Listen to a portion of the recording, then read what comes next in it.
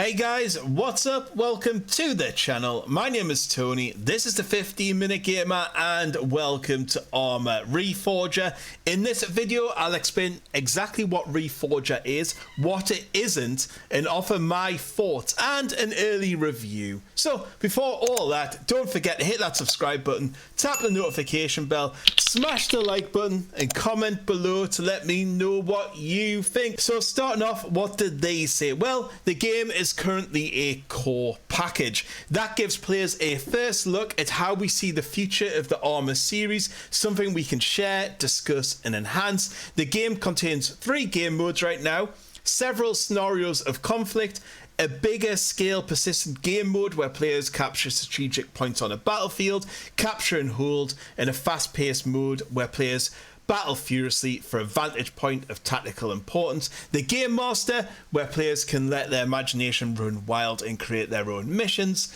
All game modes are available on Everon, which is a fully fledged reimagining of the terrain from Operation Flashpoint.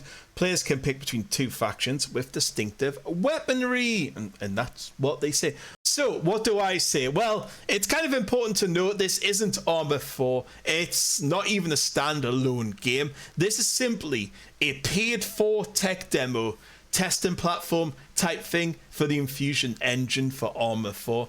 As such, Reforger is just a fairly bare bones content-wise experience. Like, there's just not much to it.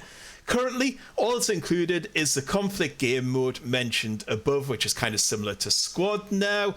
There's a simple Zeus Game Master game mode that allows for custom-made PvP, PvE co-op scenarios. You get 1 map, which is, I think, 51 square kilometers, and you get the Enfusion dedicated server for server hosts and the ARMA Reforger tools. 2 factions, some weapons, some vehicles, and a PvP game mode. And that's it. So, let's start off with the good. I like the new, clean, fresh UI. It's very functional, easy to read, and there's no real HUD getting in the way. I do like that. The frame rate and optimization has just led to way shorter loading times, better frames under load. I mean, it runs above 2 frames per second, which is just amazing. Shadows and lighting is particularly impressive. Graphics on the whole are just a massive improvement all over. There's also some destruction here, like the way the glass breaks and you can like knock down signs. Vehicles don't insta blow up, so you can destroy fences and soft cover. You can see tracer rounds bouncing off the ground. The explosion effects are way better. All this without mods like you used to have to use on ARMA 3. There's new mechanics and movement, so there's environment interaction, like you can play the piano, flush the toilet, a little bit like that, which makes the game more immersive, while reducing the controls. So it means you can actually use a controller now on this game, which you've never been able to do before. Does mean it's playable on the console, which of course you can pick it up for Xbox. Also little things like when you're getting into a vehicle, you can see the animation rather than the screen just fade into black. There's also the addition of new mechanics like building, so you can like put things around the base like checkpoints and stuff. Better radios, you can actually like pick a frequency on the radio and communicate over that rather than the need for external systems. So that's really cool. If you got a squad, you could just have your own dedicated frequency. So I like that. And if you're a commander, you might have to tune into all the different squads' frequencies. I think that's really cool. Also, the new Zeus Game Master mode is a lot easier to navigate and use. Quality of life wise, I think this is where this engine shines for me. I think it just adds so many more quality of life improvements over, say, ARMA 3.